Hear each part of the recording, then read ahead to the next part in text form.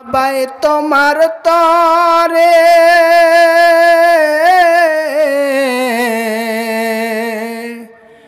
তোমার হুকুম এ পরওয়ার দিগার সবাই পালন করে। আমি এমনই অধম বান্দা জন্মেছি এ ধরায়,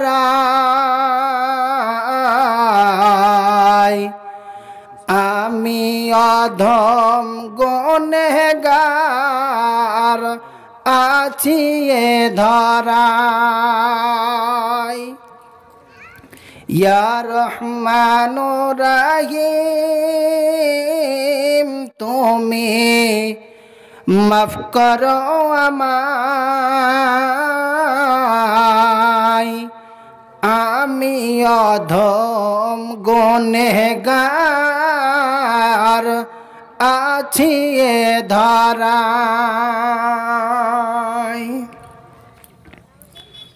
উপস্থিত যোগ্যতম সভার সভাপতি মহাশয় ও মঞ্চে উপস্থিত ওলামায়ে কেরাম ও আমার সামনে বসে থাকা ইসলাম দরদি, ইসলাম পিপাসুক ভাই ও বাবাদিরা ও পর্দার অন্তরালের মা ও বোনেরা, সর্বপ্রথমে আমি সেই মহামনিবের দরবারে কৃতজ্ঞতা জ্ঞাপন করব, যিনি সুন্দরময় একটি রাত্রিতে আল্লাহ পাকের কোরআন, বিশ্বনবী জনাবে মুহাম্মদুর রাসূলুল্লাহ পড়ুন সাল্লাল্লাহু আলাইহি ওয়াসাল্লামের হাদিস পরিবেশন করা এবং একে অপরকে শোনার তৌফিক দান করেছেন, তাই সকলে পড়ুন আলহামদুলিল্লাহ। অতঃপর বিশ্বনবী জনাবে মুহাম্মদুর রাসূলুল্লাহ পড়ুন সাল্লাল্লাহু আলাইহি ওয়াসাল্লামের উপর অগণন শান্তির ধারা অবতীর্ণ হোক। আল্লাহুম্মা সাল্লিম ওয়া সাল্লিম ফি বারিক। সম্মানিত উপস্থিতি, আপনারা জানেন যে আজকে এই দেওতলার উসরপাড়া গ্রামের এক মসজিদ উন্নতিকল্পে বিরাট ধর্মীয় জালসার আয়োজন করেছেন আপনারা, কিন্তু আয়োজন করেছেন ঠিক, মনে করছেন আয়োজন করেছি তাই আমরা সফল। আপনারা আয়োজন করেছেন, প্যান্ডেল করেছেন, দূর দূরান্ত থেকে বক্তা নিয়ে এসছেন, আপনারা মনে করছেন আমরা সফল। জি না, আপনারা সফল নন। কারণ আপনারা সফল তখনই হবেন যখন এই আপনাদের এতগুলো মেহনত, এতগুলো কষ্ট করে আপনারা জালসার আয়োজন করলেন, গ্রামে গ্রামে প্রচার করলেন, মসজিদ ঈদগাহ উন্নতিকল্পের জন্য, আর করার পর সেই জায়গায় এসে বক্তাদের মুখ থেকে কিছু শ্রবণ করে সেটাকে আমলে পরিণত যখনই করবেন তখনই আপনারা সফল, তখনই এই গ্রামের লোকেরা সফল। কিন্তু বাড়িতে বসে থেকে বক্তা নিয়ে এসছি, ওকে তো আর ফ্রিতে পাঠাবো না, টাকা দিয়েই পাঠাবো, কিন্তু ফাঁকা ফিল্ডে গোল দিয়ে চলে যাক, এইরকম যদি মনে ভাবেন আপনারা ইহজগৎ এবং পরজগৎ কোনো জায়গায় কামিয়াবি হতে পারবেন না। ইহজগৎটা আপনাকে বলে দেই, আপনি আজকে এইখানে জালসা শুনলেন না, ঘরে বসে শুয়ে আছেন, ঘুমিয়ে আছেন, টিভি দেখছেন, আপনার আত্মীয় এসেছে তাদের সঙ্গে গল্প গুজবে মত্ত হয়ে আছেন, সকালে আপনি চায়ের দোকানে গিয়ে দেখেন, যদি অন্য কোনো গ্রাম থেকে একটা লোক চলে আসে আর আসার পর দেখে গোটা ময়দানটা ফাঁকা পড়ে আছে, সকালে আপনার ক্ষমতা কত বড়, আপনি চায়ের দোকানে গিয়ে দেখেন, আপনাকে যদি নুচে পুচে না খাই, কেন খাবেন জানেন? এই জন্যই খাবে আপনারা এলাকা এলাকা কালেকশন করলেন, দান তুললেন, আপনারা প্রচার করলেন, সব কিছু করার পর আজ ফাঁকা ফিল্ড, বক্তারা এসে ফাঁকা ফিল্টে বক্তব্য করে যাবে। এ কি ধরনের আচার ভাই? দেখেন মা বোনদের দিকটাও ফাঁকা, 2-4 জন বসে আছে, আপনার বাপজিরা আপনারাও ফাঁকা। এরকম করলে হবে না ভাই। আপনারা যেখানেই থাকুন না কেন, আত্মীয় স্বজন আসবেই সবার বাড়িতে। আমাদের এলাকাতেও জালসা হয়, আমাদের আশেপাশেও জালসা হয়, আমরা অন্য অন্য জায়গাতেও জালসা করতে যাই, সেগুলোতেও দেখেছি, সেগুলোতেও শুনেছি, সেগুলোতেও বলেছি, সবগুলো সফল হয়ে গেছে। ইনশাআল্লাহ আপনারাও সফলতা অর্জন করতে পারবেন যদি আপনারা এখানে এসে বসে যান। তো দেখেন, মেন কথা হচ্ছে ভূমিকা বাড়াবো না, স্বল্প সময়ের মধ্যে বেশ কিছু আলোচনা আমি আপনাদের সামনে করব। তো আল্লাহ পাকের কোরআন থেকে ছোট্ট একখানা সূরা আমি আপনাদের সামনে তুলে ধরেছি এবং বিশ্বনবী সাল্লাল্লাহু আলাইহি সাল্লামের একখানা হাদিসের টুকরাকে আমি আপনাদের সামনে পরিবেশন করেছি। সেই দিকে লক্ষ্য রেখে আমি আমার বক্তব্যকে ইতি করব ইনশাআল্লাহ।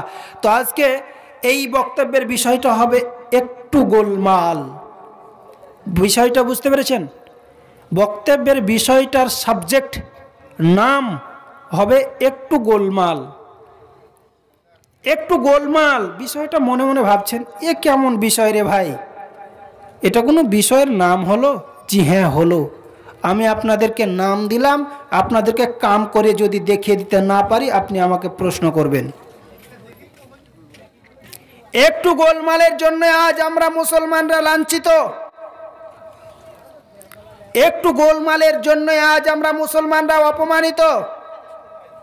আজ আপনি দেশ বিদেশ যে কোনো জায়গাতে যান, যে কোনো জায়গাতে নিউজ পড়ুন না কেন, প্রত্যেকটা জায়গাতে আপনি এই মুসলমানদের প্রতি নিপীড়ন অত্যাচার করা হচ্ছে শুধুমাত্র একটু গোলমালের জন্যই।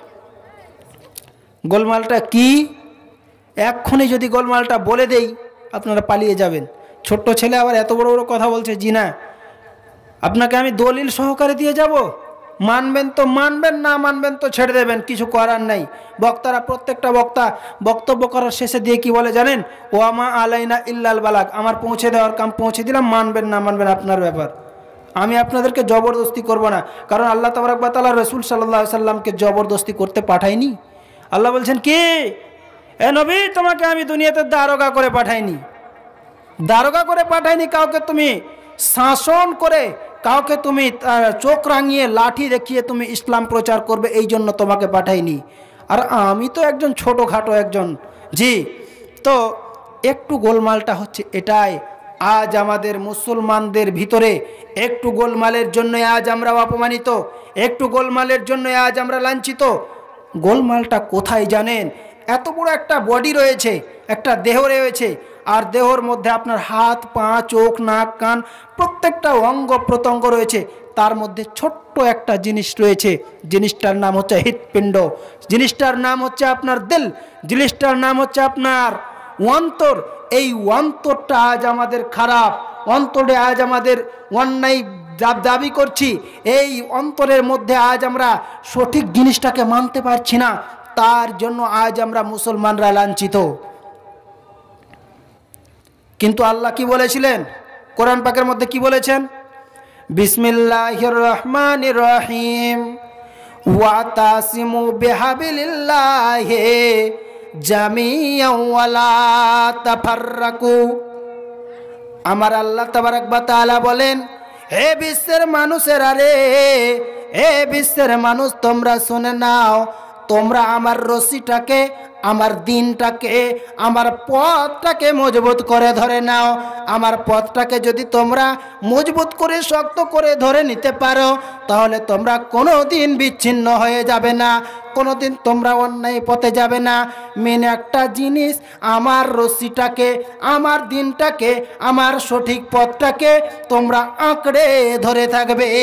আর শুনে নাও, কোনো দিন তোমরা দলে দলে বিভক্ত হয়ে যাবে না, কোনো দিন দিন তোমরা দলে দলে বিভক্ত হয়ে পড়বে না। সমাজের মধ্যে নয়, গ্রামের মধ্যে নয়, দশের মধ্যে নয়, মাদ্রাসা নিয়ে নয়, মসজিদ নিয়ে নয়, সমাজ নিয়ে নয়, কোনো বিষয়ে তোমরা দলবদ্ধ হবে না, কোনো বিষয়ে তোমরা বিভক্ত হয়ে যাবে না।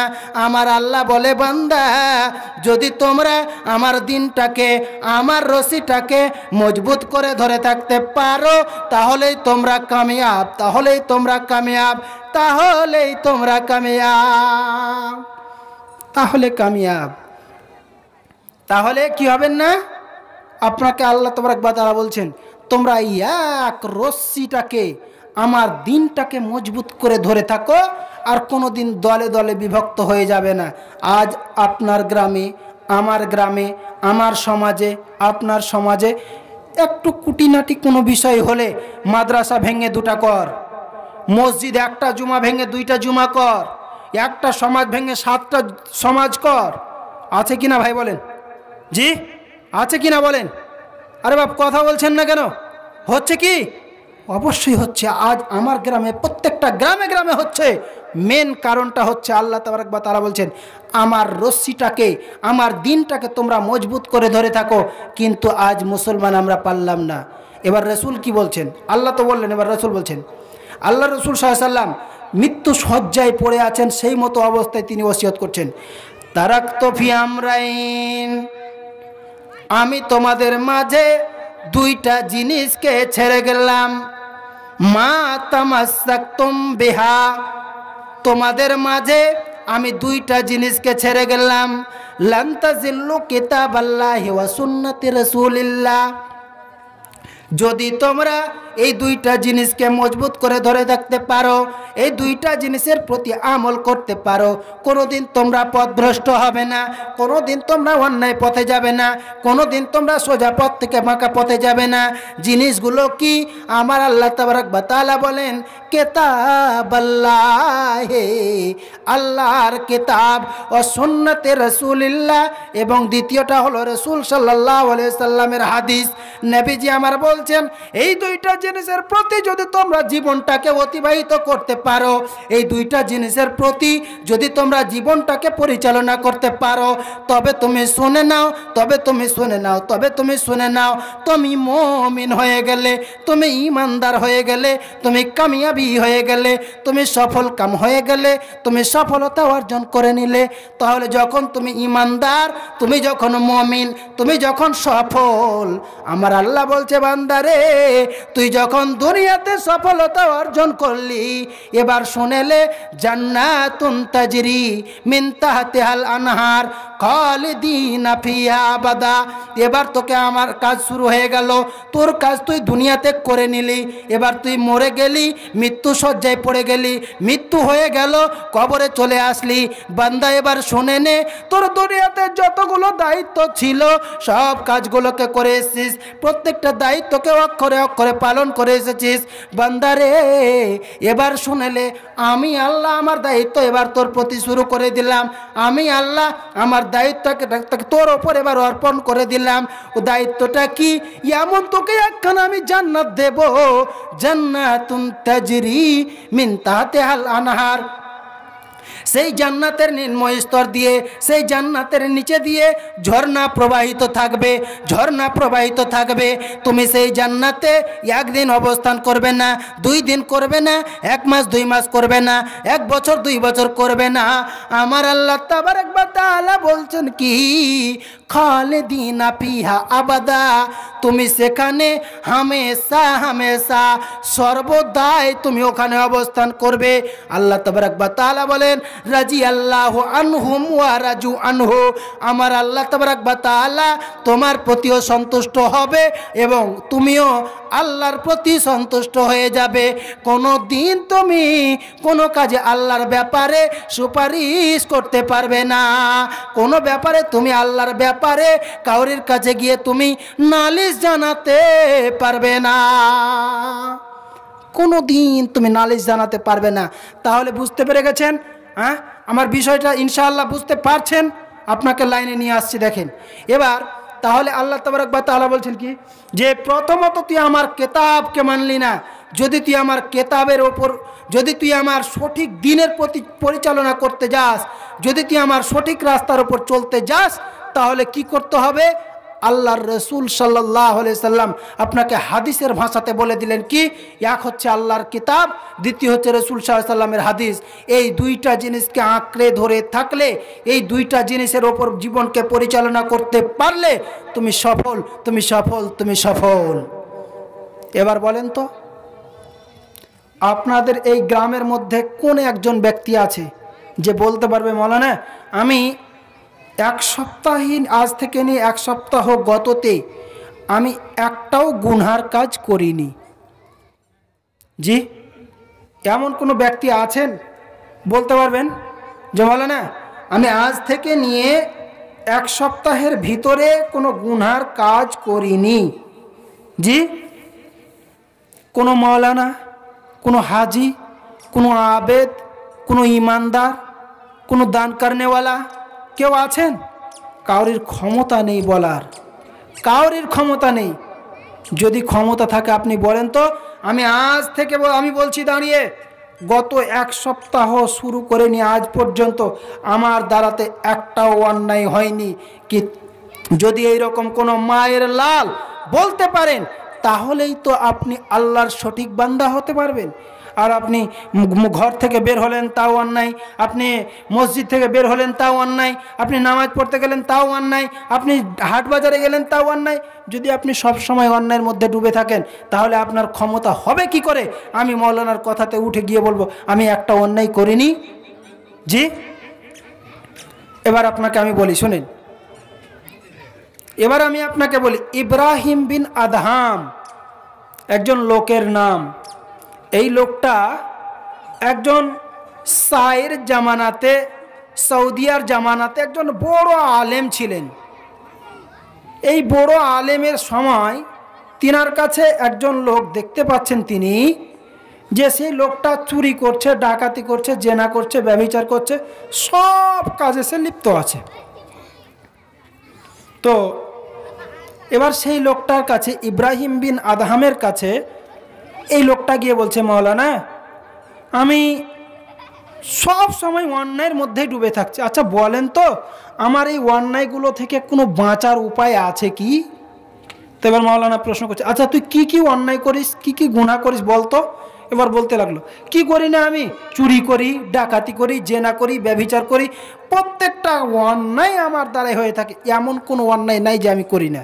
এবার মৌলানা বলছেন, শোন, চুরি করার মন লাগে চুরি করবি, ডাকাতি করার মন লাগে ডাকাতি কর, জেনা করার মন লাগে জেনা কর, ব্যভিচার করার মন লাগে ব্যভিচার কর, খুনাখুনি করার মন লাগে খুনাখুনি কর, যা কিছু করার মন লাগে কর।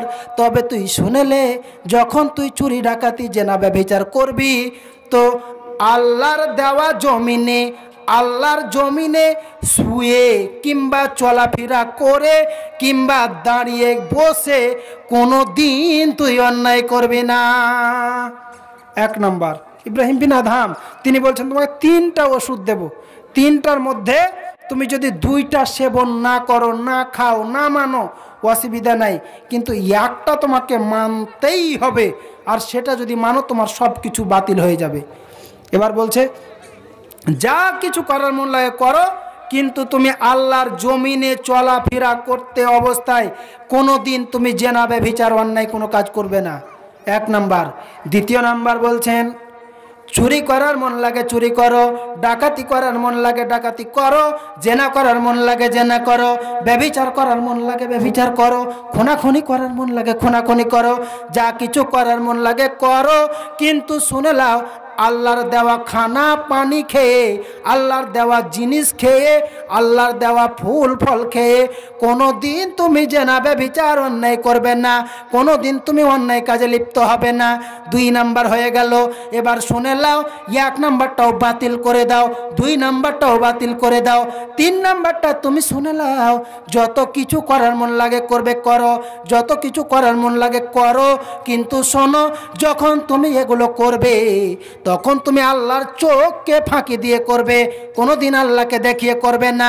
যদি তুমি এটা করতে পারো রে, তাহলে তুমি সফল হয়ে যাবে। এবার এই ব্যক্তি মনে মনে ভাবছে, চুরি করার মন লাগে, চুরি করব, ডাকাতি করব, জেনা করব, কিন্তু আল্লাহর জমিনে করব না তো কোথায় করব? জি, আল্লাহর জমিনে করব না তো কোথায় করব? যদি 10 তলা বিল্ডিংয়ের ওপর গিয়ে আমি চুরি করি, তাহলে তো আর পিলার তো মাটিতেই পোঁতা আছে।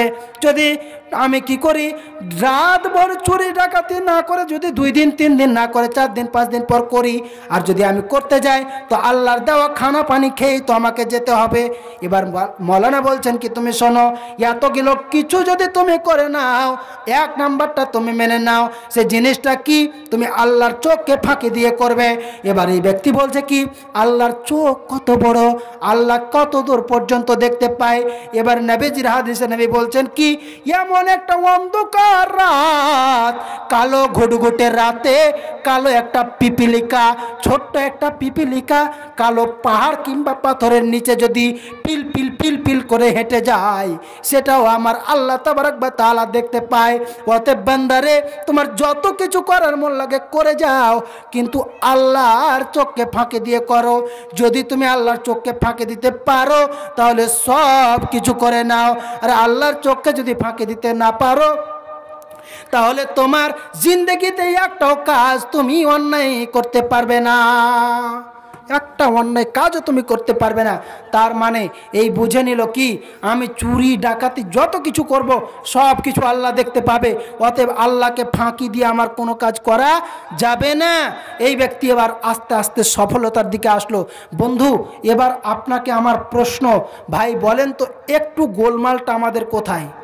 এবার শুনলেন, বাড়ির সামনে মসজিদ রয়েছে, বাড়ির পিছনে মাদ্রাসা রয়েছে, বাড়ির ডান দিকে বাম দিকে আলেমে ভর্তি হয়ে আছে। আমি একজন অজ্ঞ মানুষ, মূর্খ মানুষ, আমি মসজিদে গেলাম না, মাদ্রাসায় গেলাম না, কোরআন হাদিসের কথাকে আমি কোনো মতেই শুনতে চাইলাম না। বন্ধুরে, এবার আপনি কোনো মতেই যখন কথাগুলোকে শুনতে না চাইলেন, আর শুনতে যখন না চাইলেন, তখন আপনার জিন্দেগিটা অন্ধকার থেকে গেল, জিন্দেগি আপনার অন্ধকারই থেকে গেল। কোনোদিন আপনার জিন্দেগি আলোর পথ দেখতে পেল না। এবার বন্ধু, দুনিয়াতে আমি কি করলাম, রাসূল সাল্লাল্লাহু আলাইহি সাল্লামের একটা হাদিস আপনাদেরকে দিয়ে দিই। নবীজি আমার বলছেন কি, হাদিসের রাবী হচ্ছেন আব্দুল্লাহ ইবনে আমর রাদিয়াল্লাহু তাআলা আনহু। তিনি বলছেন, আমরা আল্লাহর নবীকে দেখলাম, নামা রাসূলুল্লাহ সাল্লাল্লাহু আলাইহি সাল্লাম আলা হাসিরিন। আমরা দেখলাম কি, আল্লাহর নবী সাল্লাল্লাহু আলাইহি সাল্লাম একদিন একটা চাটাইয়ের ওপর শুয়ে ঘুমিয়ে আছেন।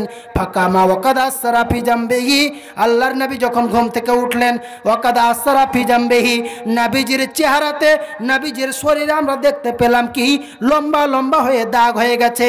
আমরা বললাম, ইয়া রাসূলুল্লাহ লা বিত্তাখাজনা লাকা ওয়া তাআন, নবী গো, আপনার জন্য কি আমরা একটা তোষকের ব্যবস্থা করে দেব, একটা ল্যাপের ব্যবস্থা করে দেব? নবীজি আমার বললেন, মালি ওয়া মালিদ দুনিয়া, রে আমার সাহাবীরা, মাল দিয়ে আমি কি করব? দুনিয়ার সঙ্গে আমার কিসের সম্পর্ক? মানা ফিদ দুনিয়া ইল্লা কারাকিব ইস্তাজাল্লা তাহতা সাজারাতিন সুম্মা রাহা ওয়া তারাকাহা। ওরে শুনে নাও, দুনিয়াতে আমি এমন একজন মুসাফির, দুনিয়াতে আমি এমন একজন সফরকার নেওয়ালা, রাস্তা দিয়ে হাঁটতে আরম্ভ করেছি, অত্যন্ত রোদ পড়ছে, অত্যন্ত গরম পড়ছে, এর মধ্যে আমি কি করলাম, একটা ছায়াদার জায়গা পেলাম, জায়গাতে একটু বসলাম, বিশ্রাম নিলাম, আর নেওয়ার পরে সেই জায়গাটাকে পরিত্যাগ করে আবার চলে গেলাম। অতএব শুনে নাও, দুনিয়ার কোনো মূল্য আমার কাছে থাকলো না, দুনিয়ার কোনো দাম আমার কাছে রইল না। অতএব বন্ধুরে, নবীজি আমার দুনিয়ার সঙ্গে কোনো সম্পর্ক রাখেননি। যদি দুনিয়ার সঙ্গে সম্পর্ক রাখতেন, তাহলে আবু জাহেল, উতবা, সাহেবা, এদের কথাতে নবীজি তখনই তিনি দিন প্রচার করা বন্ধ করে দিয়ে তিনি মাল ধনের মধ্যে পড়ে যেতেন। কিন্তু আমাদের মধ্যে দেখেন, জি, আমাদের মধ্যে দেখেন তো, আজ আমরা মাল ধন সম্পদকে নিয়ে ব্যস্ত, কিন্তু আজ আমরা আল্লাহর কোরআন, নবীর হাদিসের মধ্যে আমরা লক্ষ্য করি না। টাকা সঙ্গে যাবে না, পয়সা সঙ্গে যাবে না, টাকা সঙ্গে যাবে না, পয়সা সঙ্গে যাবে না, সোনা দানা গয়না গাঠি রইবে তোর দুনিয়ায় পড়ি, 3.5 হাত জায়গা ছাড়া কিছুই রবে না, কিছুই রবে না। বলেন তো কিছু পাবেন বাপজান? জি, দুনিয়া থেকে আপনার অনেকগুলো ধন সম্পদ, টাকা পয়সা, মাল ধন, চুরি ডাকাতি, মাঠ বাটপারি করে আপনি সমস্ত কিছুকে জমা করলেন, আর যেদিন আপনার মরণ হয়ে গেল আপনাকে 10 টাকা আপনার কবরে দিয়ে আসে ছেলে মেয়ে? জি, দিয়ে আসে? দিয়ে আসে না। কারণ আপনার শুধু মূল্য দুনিয়াতে যতক্ষণ পর্যন্ত আপনি অবস্থান করলেন ততক্ষণ পর্যন্ত। দুনিয়া ছেড়ে আপনি চলে গেলেন, আপনার সঙ্গে সম্পর্ক কেটে গেল, আপনার সঙ্গে সম্পর্ক শেষ হয়ে গেল। অর্থাৎ দুনিয়াতে থাকতে অবস্থায় যদি আপনি আমল না করেন, দুনিয়াতে থাকা অবস্থায় যদি আপনি নিজেকে পরিবর্তন না করতে পারেন, এর চাইতে হতভাগা, এর চাইতে নির্লজ্জ আর কেউ হতে পারে না। আপনার বাড়ির সামনে মাদ্রাসা, আপনার বাড়ির আশেপাশে মাদ্রাসা, আপনি যে জানেন না। কোনোদিন গিয়ে কোনো মৌলানাকে বলেছিলেন, ভাই আপনি শোনেন তো আমার বাইত বাহিনীটা হচ্ছে কি না? জি, আপনি কোনোদিন শুনেছেন? দেখেন তো আমার সূরা ফাতিহাটা হচ্ছে কি না? এগুলো শুনবেন কেন? ওই মাদ্রাসার টাকা কে মেরে খেলো? মসজিদের টাকা কে আত্মসাৎ করে নিল? ওই চায়ের দোকানে কার সঙ্গে কার গন্ডগোল হলো? এগুলো নিয়েই তো আমরা ব্যস্ত। আমরা শিখবো কি করে? জি, এগুলো নিয়েই তো আমরা ব্যস্ত।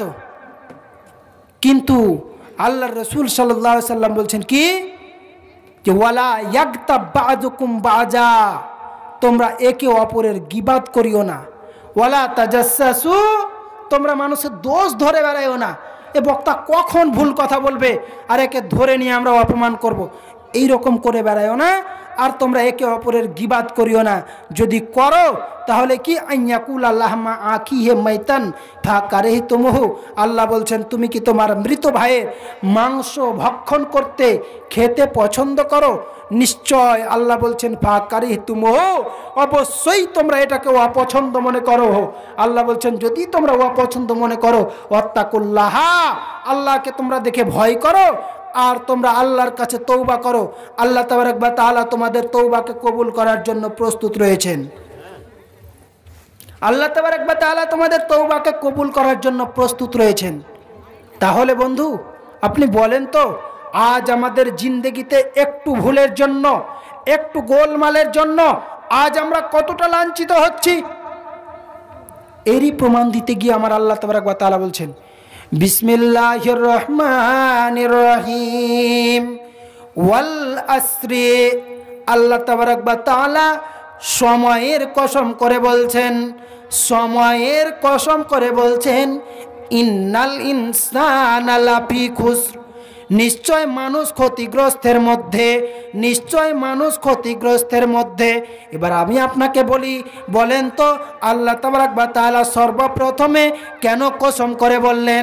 এবার আপনি শুনেলেন আল্লাহ তাবারক ওয়া তাআলা সর্বপ্রথমে কসম করে এই জন্য বর্ণনাটি দিলেন যে শুনেলেন একটা বাচ্চাকে যদি তার বাবা বলে, এ বেটা শুন, ওই জায়গায় যাতো, ওই জায়গায় যাতো, ভালো করে সুর করে তাকে বলছে। যখন শুনবে না, এবার বাপ গিয়ে বলবে, তুমি যদি আমার কথাটা না শোনো, তুমি যদি আমার কথাটার উপর আমল না করো, তো মেরে তোমার চামড়া ফাটিয়ে দেব। বলেন তো ছেলেটা ভয়ে কথা শুনবে কি না? জি, শুনবে কি শুনবে না বলেন তো? আপনার ধরে নেন বাপ বলছে, এ বেটা অমুক জায়গায় যাতো, একটা কাজ করে আসবি। হ্যাঁ যাবো না। এ বেটা স্কুল যাতো, যাবো না। একবার দুইবার বলতে বলতে বাবার মেজাজটা খারাপ হবে কি হবে না? এবার রাগ করে যখন বলছে দেখি লাঠিটা, দুইটা দিয়ে দিয়ে ওকে, যখন এইরকম বলা, ছেলে ভয়ে পালাতে পালাতে যে জায়গায় যেতে বলেছে প্রস্তুত, দৌড়াতে দৌড়াতে যাবে। আল্লাহ তাবারক ওয়া তাআলা কসম করে বলছেন, ভয় দেখিয়ে মানুষকে আল্লাহ কসম করে বলছেন, নিশ্চয় মানুষ ক্ষতিগ্রস্তের মধ্যে, নিশ্চয় মানুষ ক্ষতিগ্রস্তের মধ্যে।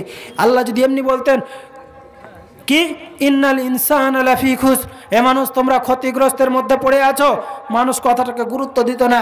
এই জন্য আল্লাহ তাবারক ওয়া তাআলা কথাটাকে রাগের সহকারে, কথাটাকে মানুষকে বোঝানোর জন্য কথাটাকে কড়া মেজাজে, কড়া ভাষাতে তিনি বলছেন কি, নিশ্চয় মানুষ ক্ষতিগ্রস্তের মধ্যে।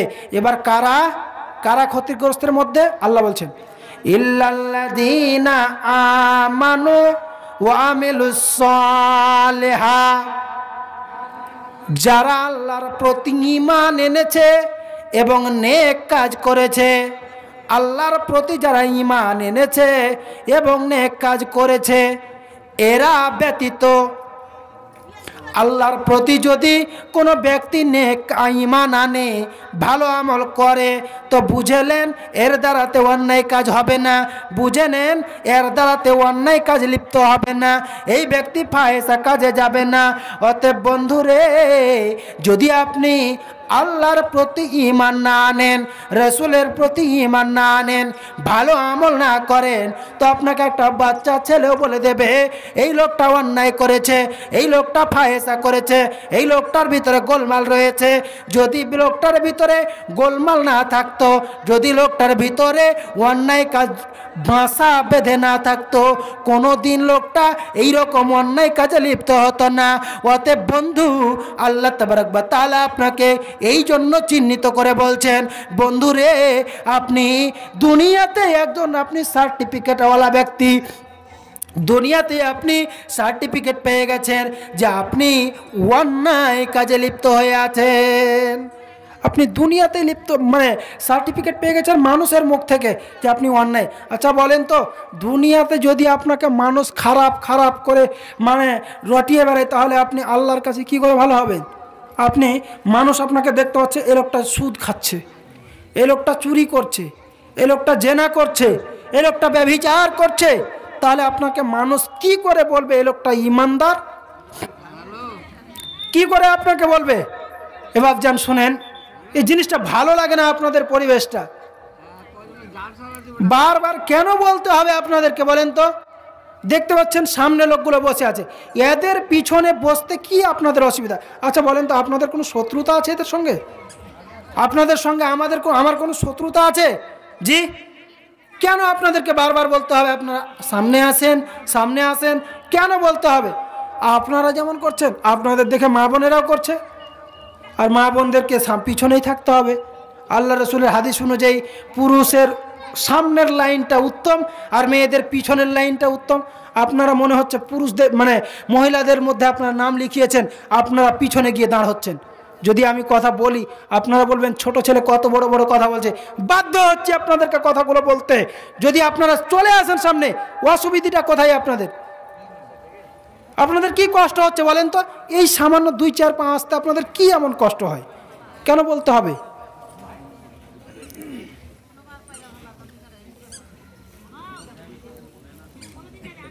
একটা কথা জানেন, যে কবি একটা কথা বলে, এক ধরনের মানুষ আছে হাজার গাল দিলে আর কভু নেই হয় রে বোধ চোখে আঙ্গুল দিয়ে। এক ধরনের আলু আছে হাজার জাল দিলে আর কভু নেই হয় রে সিদ্ধ আগুনেরই ফলে। জি, আলু আছে কিনা এক ধরনের, দেখেছেন বাবজান? আপনারা দেখেছেন? সবুজ হয়ে যায় আলুগুলো, সিদ্ধ হবে না, খুব কষ্ট করে সিদ্ধ হয়। মানুষও এক ধরনের, গাল দিতে দিতে একটা কথা যখন একজনকে বলতেই থাকবেন, না গান শুনে কান ভরে চক্ষু ভরে নাচ নে, আর ভরি ভরি জালসা শুনে ফেলে রাখে পিছনে।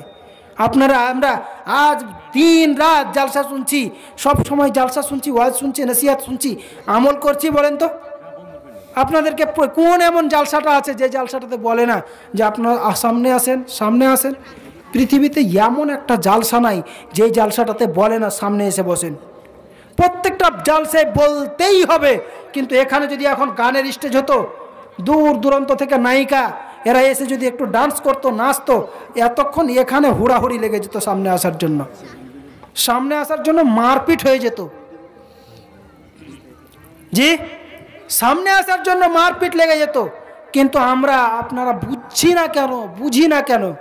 আমার আল্লাহ বলেন, ওয়ালাকাদ যারানা লিজাহান্নামা কাসীরাম মিনাল জিন্নি ওয়াল ইনস, আমি জিন এবং ইনসানকে সৃষ্টি করেছি, এদের মধ্যে জাহান্নামখানাকেও সৃষ্টি করেছি। কিন্তু জিন এবং ইনসান এদের মধ্যে ভাগ রয়েছে। তাদের মধ্যে কে? আল্লাহ তাবারক ওয়া তাআলা বলেন, লাহুম কুলুবুন লা ইয়াফকাহুনা বিহা, যাদেরকে আমি দিল দিলাম, দিল পাওয়া সত্ত্বেও যারা দিলে ভালো জিনিস বুঝলো না, ওয়ালাহুম আযানুন লা ইয়াসমাউনা বিহা, তাকে আমি কি করলাম, দুইখানা কান দিলাম, কান পাওয়া সত্ত্বেও সে শুনলো না, ভালো জিনিস শুনলো না।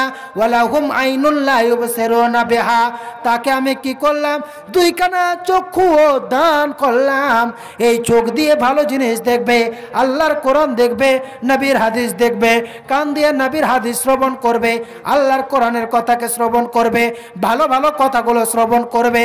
যখন কিছু শুনলো না, যখন কিছু বুঝলো না, কিছু মানতে চাইলো না, তখন আল্লাহ তাবারক ওয়া তাআলা এবার রেগে গিয়ে মানুষকে বলছেন উলাইকা কাল আনাম, এরাই হলো চতুষ্প জন্তুর মতো, এরাই হলো চতুষ্প জন্তুর মতো, বালহুম আজাল, তার চাইতেও নিকৃষ্ট, তার চাইতেও খারাপ। এবার বলেন তো চতুষ্প জন্তুর মধ্যে সবচাইতে খারাপ প্রাণী কোনটা জানেন? জানেন বাবজান? আমায় সাজাও তাড়াতাড়ি, থাকবো না মা পরের বাড়ি, আমায় সাজাও তাড়াতাড়ি, থাকবো না মা পরের বাড়ি, যাইতে হবে আপন বাড়িতে, সজনী তোরা, সজনী তোরা সাজায়া কুজায়া দে। বলবো, শুনবেন? জি। আমায় সাজাও তাড়াতাড়ি, থাকবো না মা পরের বাড়ি, যাইতে হবে আপন বাড়িতে, সজনী তোরা সাজায়া গুছায়া দে, তোরা সাজায়া গুছায়া দে। ভোরের পাতা গরম জলে শুয়াইয়া মা মশারির তলে, ভোরের পাতা গরম জলে শুয়াইয়া মা মশারির তলে, 3.5 হাত জায়গা আমায় দে, সজনী তোরা, সজনী তোরা সাজায়া কুজায়া দে। আমায় সাজাও তাড়াতাড়ি, থাকবো না মা পরের বাড়ি, যাইতে হবে আপন বাড়িতে, সজনী তোরা সাজায়া কুজায়া দে। কত পোশাক কত জামা কিছুই তো ভালো লাগে না, কতই পোশাক কত জামা কিছুই তো ভালো লাগে না, চন্দন মার্কেট এনে দে, সজনী তোরা, সজনী তোরা সাজায়া কুজায়া দে, তোরা সাজায়া কুজায়া দে। আমায় সাজাও তাড়াতাড়ি, থাকবো না মা পরের বাড়ি, যাইতে হবে আপন বাড়িতে, সজনী তোরা সাজায়া কুজায়া দে। ও মুসলমান, ও রাসূলের উম্মতিরা, এবার আমি আপনাদের সামনে শুধুমাত্র আল্লাহ তাবারক ওয়া তাআলার কোরআনের কথাগুলো 2-4টা কথাকে আমি আপনাদের সামনে তুলে ধরি। আমার আল্লাহ তাবারক ওয়া তাআলা বলেন, কু আনফুসাকুম ওয়া আহলিকুম নারা, হে বিশ্বের মানুষেরা রে, তোমরা শুনে নাও, তুমি এবং তোমার আহল পরিবারকে, তুমি এবং তোমার পরিজনকে জাহান্নামের আগুন থেকে বাঁচিয়ে নাও, জাহান্নামের আগুন থেকে বাঁচিয়ে নাও। এবার শুনলেন, আমি আপনাদের সামনে বর্ণনাটা দিয়ে দেই। আল্লাহ পাকের রাসূল সাল্লাল্লাহু আলাইহি সাল্লাম এই রকম একটা মাজলিসের মধ্যে বসে আছেন, আর বসে থাকার পরে তিনি বর্ণনা দিলেন, এই রকম করে একটি লম্বা করে দাগ দিলেন, আর দেওয়ার পর বললেন, সাহাবীরা রে, তোমরা কি জানো এই লম্বা দাগটা কিসের? তো সাহাবীরা বললেন কি, আল্লাহ এবং আল্লাহর রাসূল সাল্লাল্লাহু আলাইহি সাল্লাম এই বিষয়ে সবচাইতে বেশি অবগত, সবচাইতে বেশি ভালো জানেন।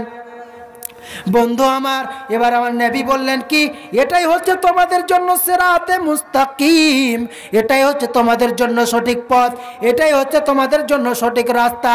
যদি তোমরা এই কোনো ব্যক্তি যদি এই সঠিক পথটাকে অবলম্বন করে চলতে আরম্ভ করে, যদি তারা এই সঠিক পথটার উপর চলতে থাকে, কোনো দিন তারা বিফলে যাবে না, কোনো দিন তারা অন্যায় পথে যাবে না, কোনো দিন তারা ফাহেসা কাজে যাবে না।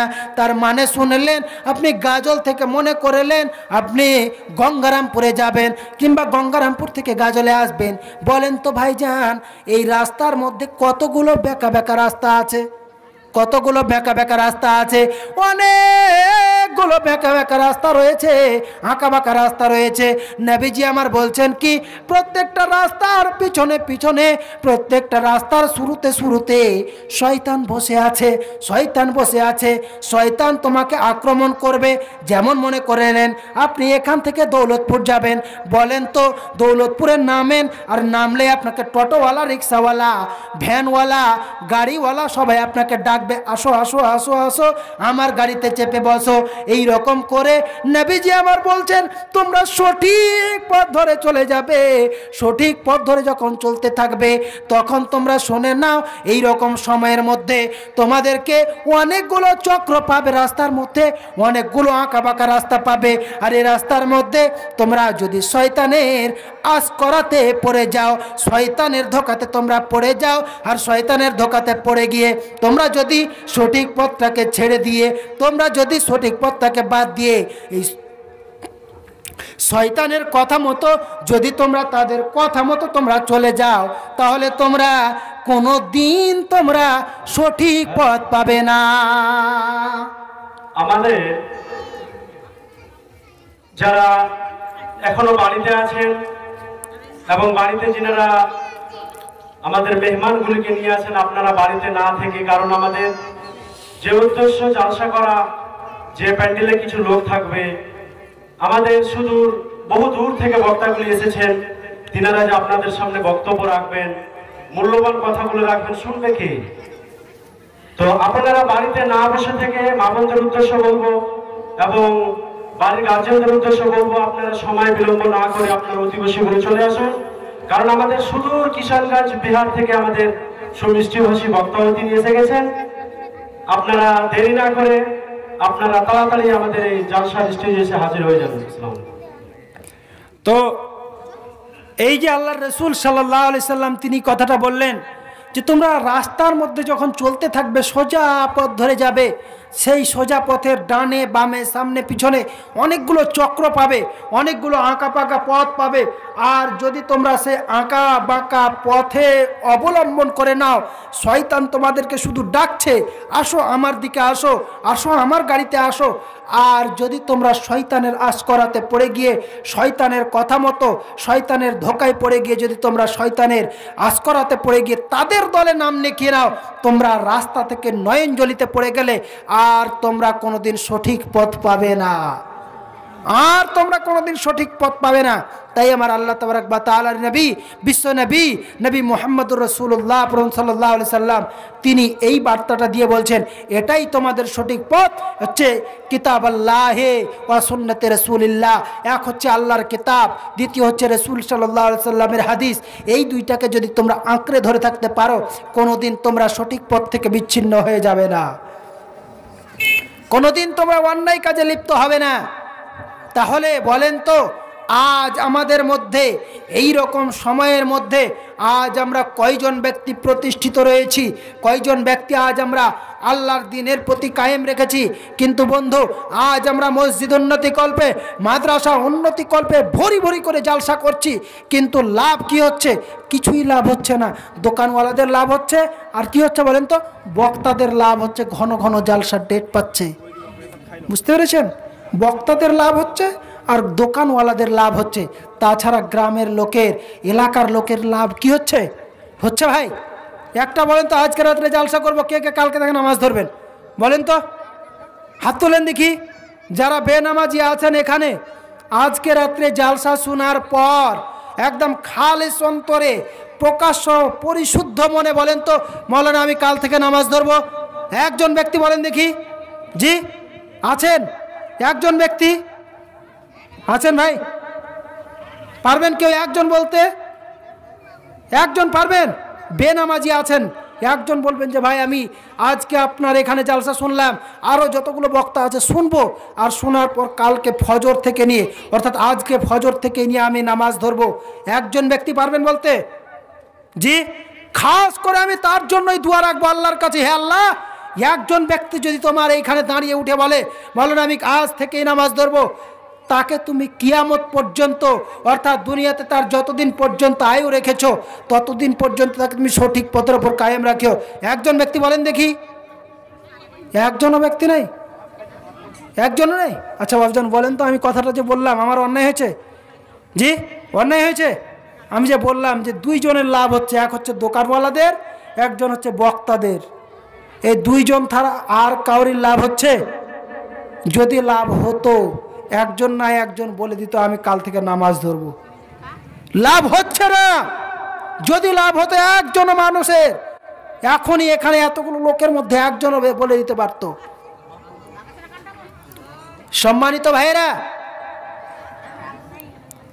আজ আমাদের দুর্বল মনে, আজ আমাদের এই দুর্বল অন্তরের জন্য আজ আমরা মুসলমানরা লাঞ্ছিত, আজ আমরা অপমানিত। যেই কোনো জায়গায় গিয়ে আমরা মার খাচ্ছি, যেখানেই যাচ্ছি আজ আমরা জুতা খাচ্ছি। একটা কথা মনের মধ্যে বলতে খুব লজ্জা লাগে, খুব কষ্ট হয় মনের মধ্যে। আজ আমরা কেন অপমানিত, কেন লাঞ্ছিত? আজ আমরা প্রত্যেকটা মানুষের কাছে যেখানে 2-4 জন মুশরিক, হিন্দু, কাফের, বেঈমান গল্প করে, সেখানে গিয়ে আমরা চান্স পাই না। কিন্তু আমরা যেখানে কথা বলি, ওরা কি করে এসে আমাদের কাছে চান্স পায়? ওদের কোনো গল্প গুজব হলে পারে, আমরা জানতে পারি না। কিন্তু আমাদের কোনো মাসওয়ারা যদি হয়, ওরা কি করে জানতে পারে? আল্লাহ তাবারক ওয়া তাআলা বলেন, ওয়াইজা লাকুল্লাযিনা আমানু ক্বালু আমান্না ওয়াইজা খালাউ ইলা শায়াতিনহিম ক্বালু ইন্নামা নাহনু মুস্তাহজিউন। আল্লাহ তাবারক ওয়া তাআলা বলেন, রাসূল সাল্লাল্লাহু আলাইহি সাল্লামের জামানাতে কতগুলো লোক এই রকম করে বলেছিল। আল্লাহর রাসূল সাল্লাল্লাহু আলাইহি সাল্লামের কাছে যখন আসে, তখন তারা বলে কি? আমান্না, হে নবী আপনার প্রতি আমরা ঈমান আনলাম। যখন রাসূল সাল্লাল্লাহু আলাইহি সাল্লামের কাছ থেকে তারা দূরে সরে যায়, চলে যায়, তখন তারা বলে কি? ওয়াইজা লাকুল্লাযিনা আমানু ক্বালু আমান্না ওয়াইজা খালাউ ইলা শায়াতিনহিম ক্বালু ইন্নামা নাহনু মুস্তাহজিউন। আমরা শুধুমাত্র তাদের সঙ্গে মস্কুরা করছিলাম, ঠাট্টা করছিলাম, মজাক করছিলাম। আমরা প্রকৃতপক্ষে তাদের দলে নই, আমরা প্রকৃতপক্ষে হলাম তোমাদের দলে। আজ মুসলমানদের দশাটা হচ্ছে এই জন্য, আজ মুসলমানদের দশা হচ্ছে এই কারণে। আজ আমরা যখন কোনো মাসওয়ারা করি, যখন কোনো মিটিং করি, যখন কোনো আলোচনা করি, সেই আলোচনাটাকে আজ আমাদের মুসলমান নামে, মুসলিম নামে যারা কলঙ্ক, তারাই তাদের কাছে পৌঁছে দিয়ে আজ আমাদের এই সময় জিনিসগুলোকে বিশাল আকৃতি ধারণ করাচ্ছে, বিশাল আকৃতি ধারণ করাচ্ছে। কিন্তু বন্ধু শুনেন, আজ আমি আপনার এই দেওতলার মাটিতে নয়, যতগুলো জায়গায় আমি জালসায় যাই, এক হুঙ্কার দিয়ে আমি কথা বলি। কোনোদিন আল্লাহর রহমতে, আল্লাহর অশেষ মেহেরবানিতে আজ পর্যন্ত কোনো জায়গায় বেইজ্জত হয়নি। আমার দীর্ঘ বিশ্বাস রয়েছে কোনো জায়গায় হব না। কারণ আল্লাহ তাবারক ওয়া তাআলা বলছেন কি? অত ইজ্জত মান তাশা অত জিল্ল মান তাশা। আমি যাকে চাইবো ইজ্জত দেব, যাকে চাইবো তাকে আমি কি করব? জালিল করে দেব, গোমরা করে দেব, মানুষের কাছে অপমানিত করব। বলতে বাধ্য হচ্ছি এটাই, আজ যদি আমরা মুসলিম সঠিক পথে থাকতাম, আজ যদি আমরা সঠিক দিন বুঝে নিতাম, তাহলে আমরা কোনোদিন এই রকম করে আর যেতাম না। ভাই আল্লাহর কাছে দোয়া করব, আল্লাহ আজ পর্যন্ত আমরা যতগুলো মানুষ সঠিক পথটাকে ভুলে গিয়ে অন্যায় পথটাকে ছেড়ে দিয়ে আজ আমরা বাঁকা পথে রয়েছি, প্রত্যেকটা মানুষকে তুমি সঠিক বোঝার তৌফিক দাও আল্লাহ। আজ আমি দোয়া করি আল্লাহর কাছে, হে আল্লাহ তুমি প্রত্যেকটা মানুষকে তুমি সঠিক বুঝার এবং সেই সঠিকের প্রতি আমল করার তৌফিক দাও। আল্লাহুম্মা আমিন। আমার সময় হচ্ছে 9টা পর্যন্ত, কিন্তু ভাই বক্তাকে নিয়ে চলে এসেছে, বেশি কিছু বলতে পারছি না। কারণ একজন সুযোগ্য আলেমকে পিছনে বসিয়ে রেখে আমি আপনাদের সামনে বলেই যাব, এটা ঠিক নয়, এটা শোভা নয়। যদি আমাকে সময় দেওয়ার ছিল 9টা পর্যন্ত, আর 5 মিনিট পর নিয়ে আসতেন, অসুবিধা ছিল না। কিন্তু বলতে পারছি না, আমার সুযোগ্য আলেমকে বসিয়ে রেখে আমি কিছু বলতে পারছি না। ওয়ামা আলাইনা ইল্লাল বালাগ। বলার মাধ্যমে, ভাষার মাধ্যমে ভুল ত্রুটি হলে ক্ষমা করবেন।